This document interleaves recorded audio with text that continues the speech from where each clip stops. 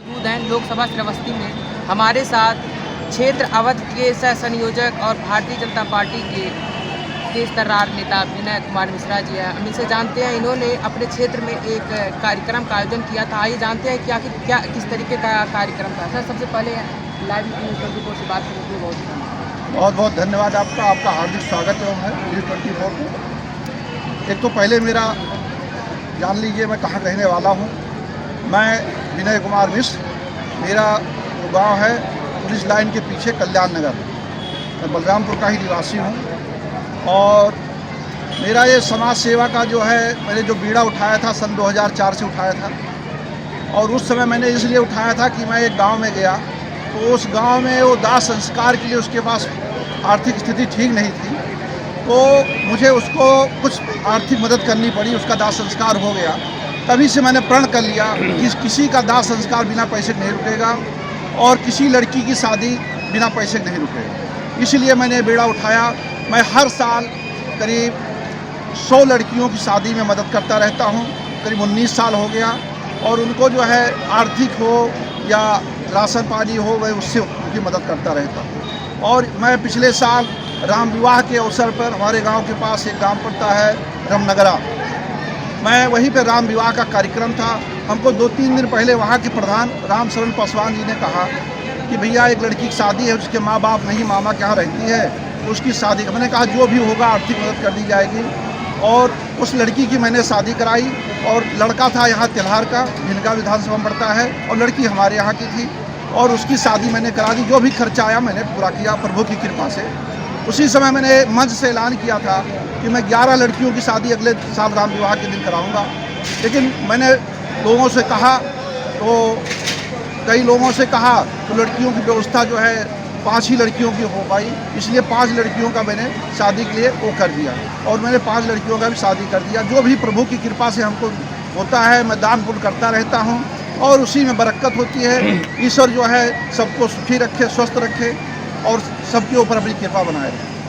आप अपने क्षेत्र में एक समाज सेवक बनकर भरे हैं, आगे क्या प्लान, आगे क्या सोचा है? अब आगे सोचा इसलिए है कि पार्टी का निर्णय हुआ और हमको भाजपा से संभावित प्रत्याशी के रूप में प्रत्याशी बनाया गया, तो मैं उस पर अपना मेहनत करूंगा और सबसे जो है चुनाव लड़ूंगा और मैं यही सामाजिक कार्य करता रहूंगा। हर वर्ष मैं ज़्यादा से ज़्यादा लड़कियों की शादी करूंगा, गरीबों का उत्थान करूंगा, उनके मूलभूत आवश्यकताओं को पूर्ण करूंगा। जैसे रहने का मकान हुआ, खाने के लिए खाना हुआ, ओढ़ने बिछाने के लिए कपड़े चाहिए, उनकी मूलभूत आवश्यकताओं को पूरा करूंगा। और आगे जो बनता रहेगा सरकारी और हमारी तरफ से जो भी होगा मैं मदद करता रहूँगा। आपने राजनीति की बात की, थोड़ा राजनीति से भी सवाल ले लेते हैं। क्या मुख्य मुद्दे होंगे अगर आपको भारतीय जनता पार्टी उम्मीदवार बनाती है, टिकट देती है, तो क्या मुख्य मुद्दे होंगे चुनाव में?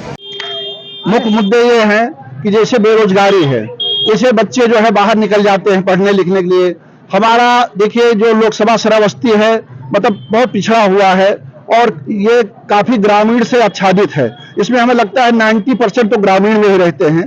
तो पहले तो हमें ग्रामीण को स्वरोजगार कराना है स्वरोजगार कराना है और बच्चों को हर विधानसभा में मेरे द्वारा, सरकार के द्वारा मेहनत करके उनको ट्रेनिंग दी जाएगी। जैसे इलेक्ट्रीशियन का हुआ या और किसी कार का हुआ, तो कम से कम हर विधानसभा में 200 बच्चों को मैं तैयार करूंगा, जिससे जो है वो रोजगार पा सके। और उससे क्या होगा कि हर विधानसभा से 200 तैयार, तो हर साल 1000 बच्चों को रोजगार मिलेगा, तो अपनी जीविकोपार्जन करा पाएंगे। इसी तरह हमारा जो है आगे भी लड़कियों को सिलाई कढ़ाई का भी है, तो सिलाई कढ़ाई का भी बच्चों का मार्गदर्शन किया जाएगा, ट्रेनिंग दी जाएगी, उनको संसाधन उपलब्ध कराए जाएंगे, उनको भी रोजगार मिल जाएगा।